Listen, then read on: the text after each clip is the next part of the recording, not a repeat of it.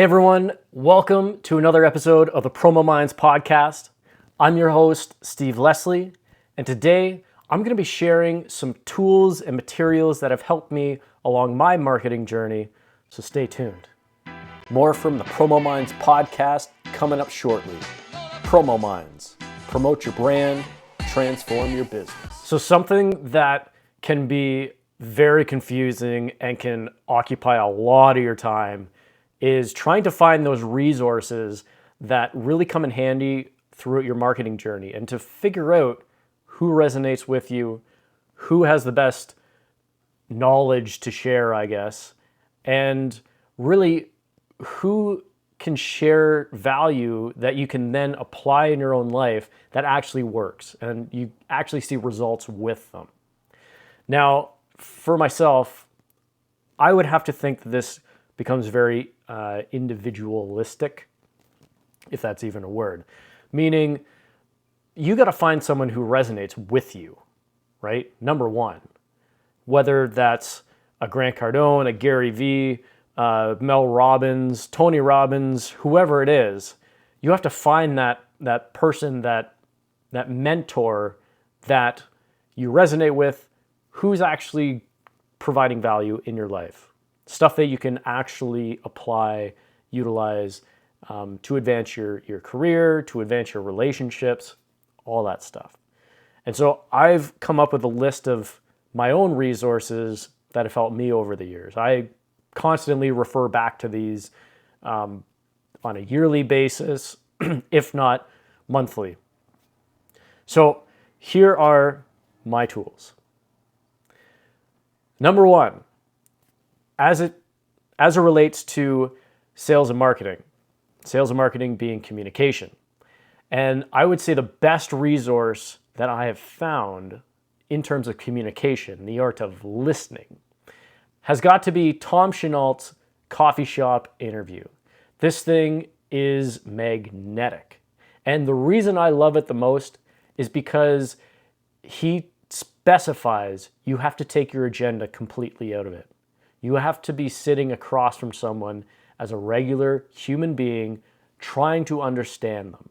The goal of the coffee shop interview is to know that person so well, more than anyone else on the planet, which I think is a very great tidbit to have in any industry, is to learn about your customer or just to be able to build relationships. How you build relationships? By focusing on the other person, listening to what's important to them, what's not important to them, what they like, what they don't like, all these different things. It's the art of building relationships. And so that to me is probably the best resource that you can come across. And he's got it for free on his website. I can probably find that and put it in the show notes for you. Okay, number two. Continuing on with building relationships and the whole art of learning and listening, I guess. The second thing would be John Maxwell's Becoming a Person of Influence. Now, he wrote this book with, I believe it was Jim Dordan or something like that. Anyways, the book itself is phenomenal, loaded with tidbits, and really emphasizes the need to connect with people and how to do that and be a leader and kind of build that relationship and help them elevate themselves. And so by being aware of that and by paying attention to it, it gives you some strategies on how to do that. And the best part is you really have to be engaged with this and you have to understand it.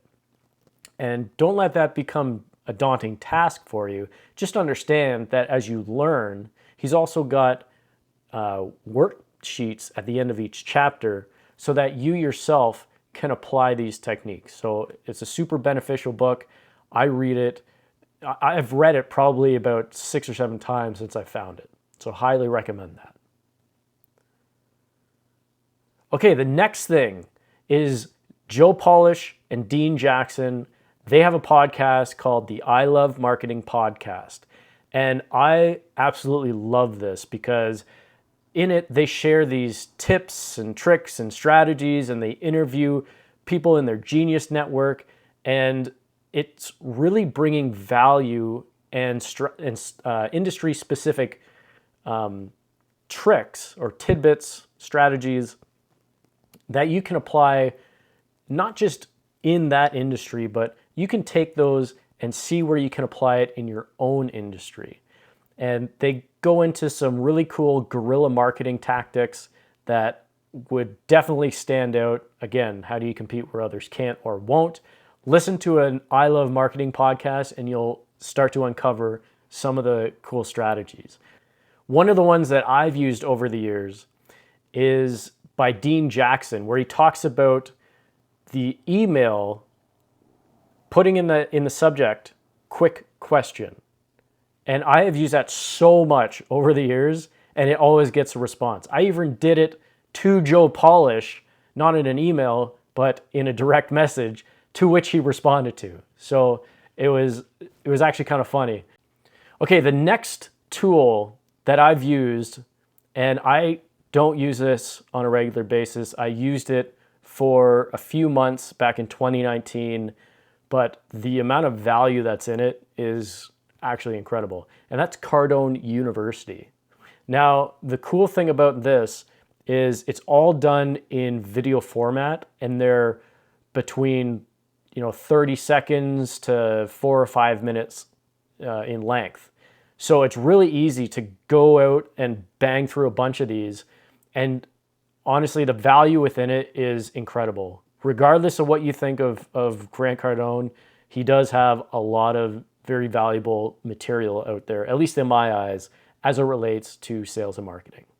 Okay, the next big tool resource. This is something that you wouldn't really come to mind when you're thinking, sales, marketing, strategy, and all that, but it's very applicable. This book is something revolutionary. It changed my life, and there's a lot of things that happened the year that I discovered this that have come to fruition in terms of big picture thinking. And so I think that alone makes this highly effective on this list. It is Robin Sharma's book, The Monk Who Sold His Ferrari, which again sounds very counterintuitive or sounds like an oxymoron, right? But hear me out. So when I found The Monk Who Sold His Ferrari, I was at a low point in my life. I felt like I had hit rock bottom. I had gone through a breakup in a few months prior, and I just had to get away from where I was at, move to a different area to do a co-op. About 6 weeks in, I was feeling low, lonely, depressed, because I only knew like 3, 4, 5 people who were in the area that I was at. And so one thing that I would do is I would go to a gym on the west side of Ottawa, and I would stop at a Chapters Starbucks combination. Well, Chapters or Indigo, whatever it is now, they would have a new display. They would change the display of books that people would see first thing in Starbucks. They would change that on a fairly regular basis. And one of the days I walked in there, they had the book The Monk Who Sold His Ferrari, which I had heard of for over a year at that point, but I had never actually looked into it. So I thought, okay, I need a change.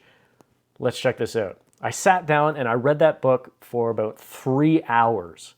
And then I proceeded to listen to the audio format throughout the next week before I actually bought the book. Once I bought the book and I started really diving into Robin Sharma and his material and whatnot, the one thing he talked about was the 5 a.m. club.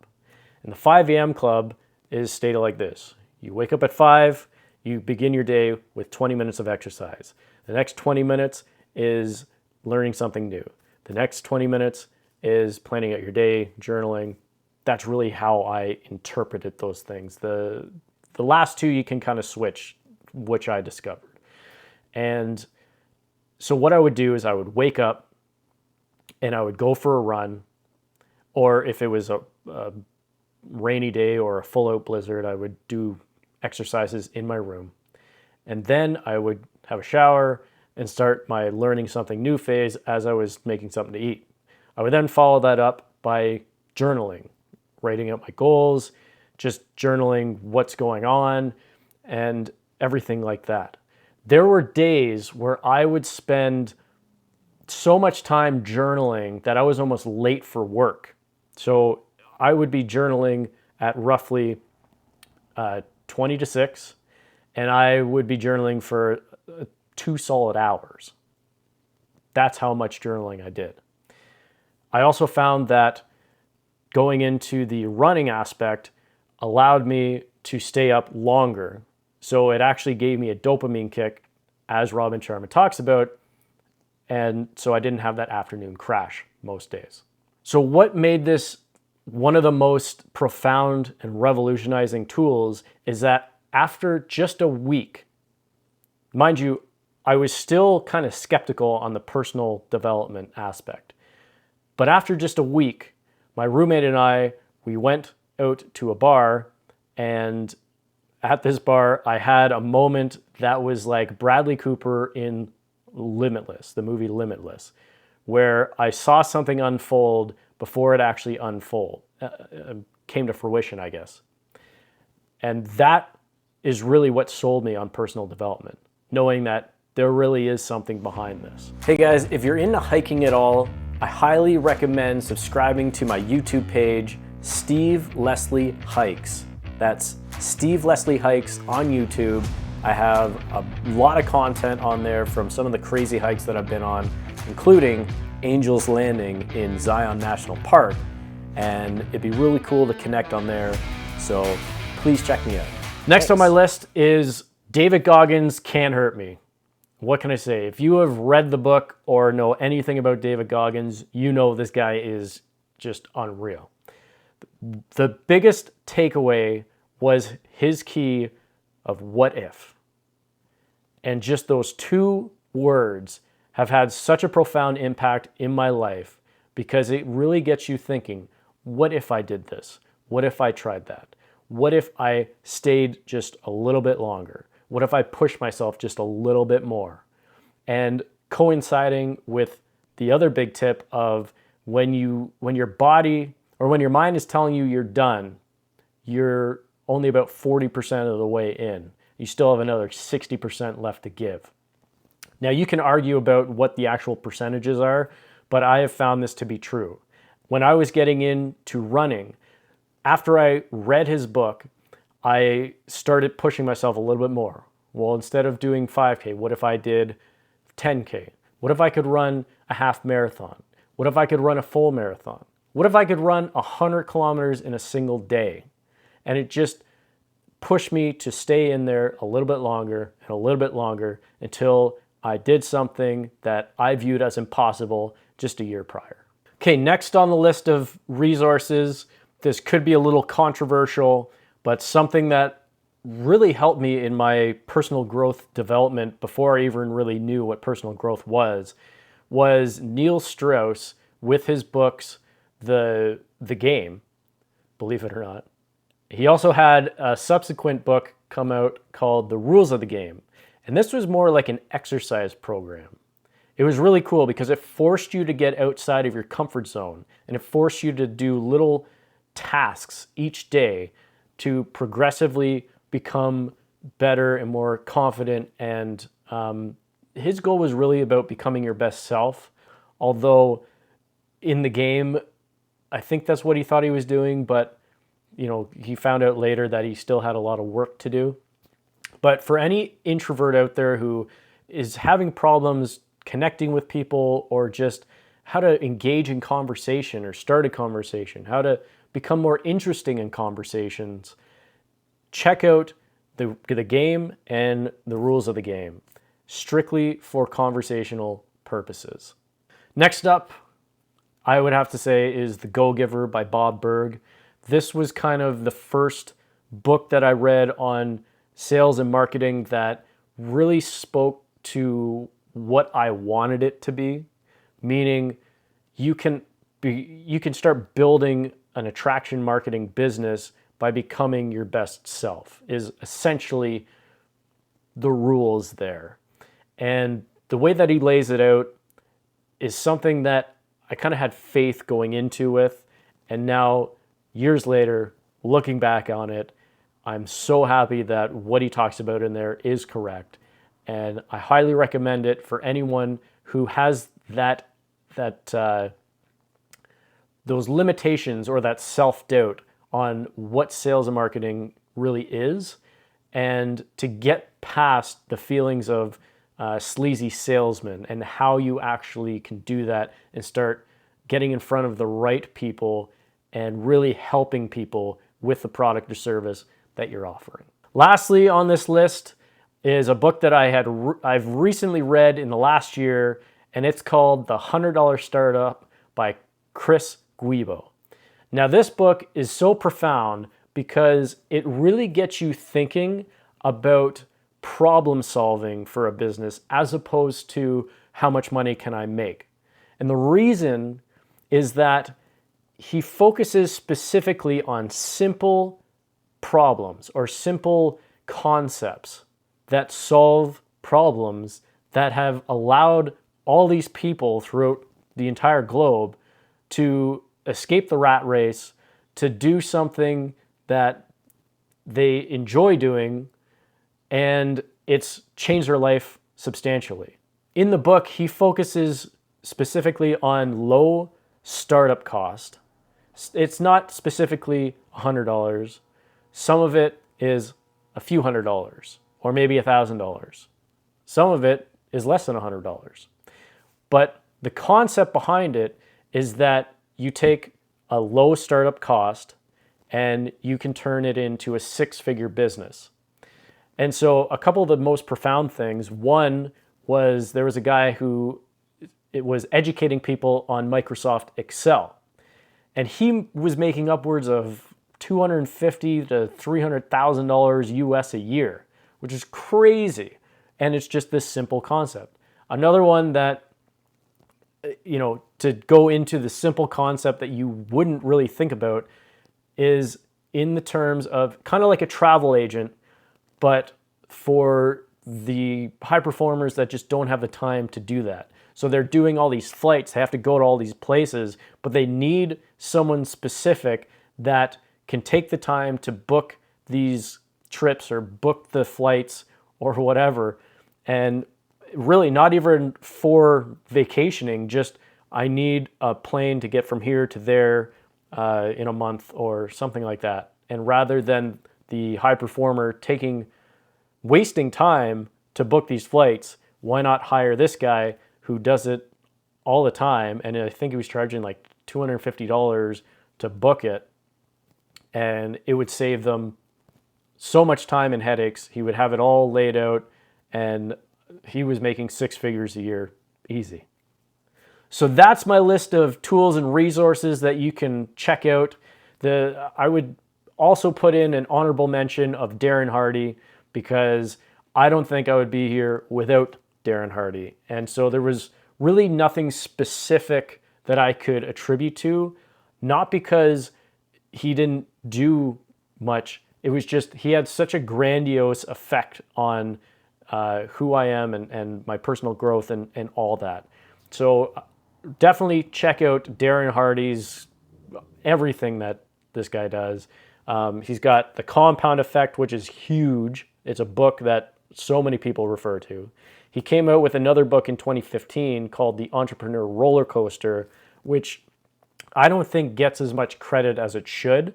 But if you're starting out on your entrepreneurial journey, definitely check that out. He's done countless keynote speeches. I've seen him live, and I remember him doing a keynote speech that I saw on YouTube, and I've been trying to find it all these years later, but it's super hard to find. He did this speech that really impacted my perspective on people in general. And he started it off by sharing, he had a few different concepts, but one of the key concepts, or one of the key things that he brought up, was that depending on your life experiences, this picture of a dog, he had an image of a dog on a Jumbotron. He said, this image will impact you differently than maybe the person sitting next to you or someone else. Because some people will look at this dog and see, and he played, just a happy-go-lucky dog, kind of with the tongue out and a little happy barks and whatnot. And he said, and some people will see this image and think this. And then he started playing like low growl attack dog.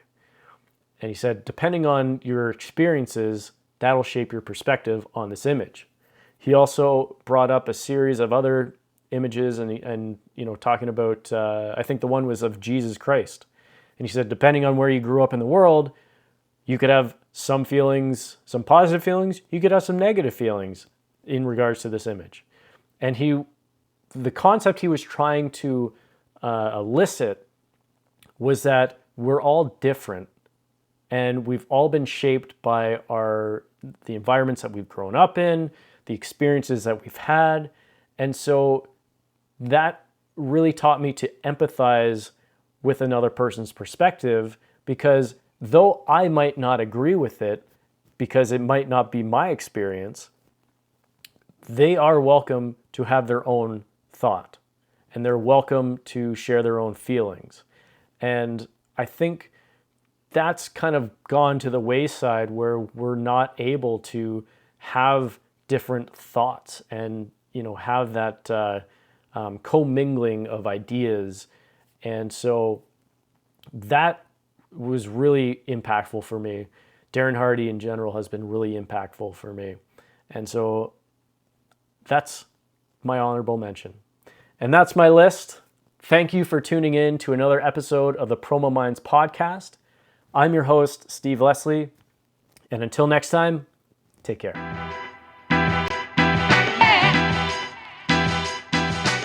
Thank you for tuning in to another episode of PromoMinds podcast. I'm Steve Leslie, and if you want help crafting your message or sharing your story, feel free to reach out. I'd love to help. Love coming up with ideas, and we can have a nice chat. So reach out to promominds@gmail.com and I'll respond. Take care.